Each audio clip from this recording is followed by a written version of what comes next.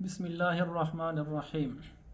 इस साल सन 2024 में जो 15 शाबान की रात आ रही है वो 25 फरवरी इतवार वाले दिन मगरिब की नमाज के बाद शुरू हो जाएगी और पूरी रात गुजरने के बाद जब फजर की अजानों का वक्त होगा तो उस वक्त ये 15 शाबान की रात ख़त्म हो जाएगी, जिसको शब बरात भी हमारे उर्फ़ में कह दिया जाता है। इस बारे में जो चीज़ें मुस्तनद रिवायात और हदीस से साबित हैं मैं उनको मुख्तसरन यहाँ अर्ज़ करना चाहता हूँ। इस रात में दो चीज़ें साबित हैं पूरे ज़ख़ीरा अहादीस से। नंबर एक, इस रात का इबादत वाली रात होना, यानी इस रात कोई नफलें पढ़ लेना, कोई दुआ इस्तिग़फ़ार कर लेना।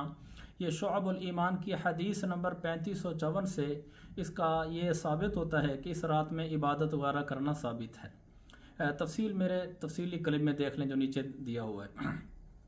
ये एक बात इख्तिसार के साथ होगी, यानी इस रात को इबादत कर लेना, लेकिन नफली इबादत होगी, इनफरादी होगी, इज्तिमाई नहीं होगी और इबादत का कोई ख़ास तरीका नहीं होगा कि 4 रकात नफल इस तरीके से पढ़ें, उसमें सूरह इखलास इस तरीके से पढ़ें, इतनी दफ़ा पढ़ें, ऐसा नहीं होगा। ये एक बात है कि यह रात इबादत वाली है और यह हदीस से साबित है। और दूसरी बात यह साबित है कि सुनन तिरमिज़ी की हदीस है कि हज़ूर पाक सल्लल्लाहु अलैहि वसल्लम इस रात ज़िंदगी में एक दफ़ा कब्रिस्तान तशरीफ़ ले गए थे। सुनन तिरमिज़ी की हदीस नंबर 739 और इब्न माजा की हदीस नंबर 1389।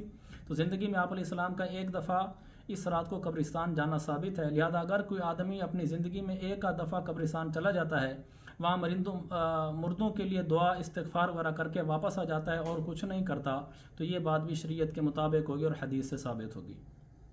ये दो बातें होगी। तीसरी बात यह कि 15 शाबान का रोज़ा, ये रोज़ा सही और तहकीकी बात यह कि साबित नहीं है कि इसलिए कि इस रोज़े का तज़किरा सिर्फ 2 हदीसों में आया है।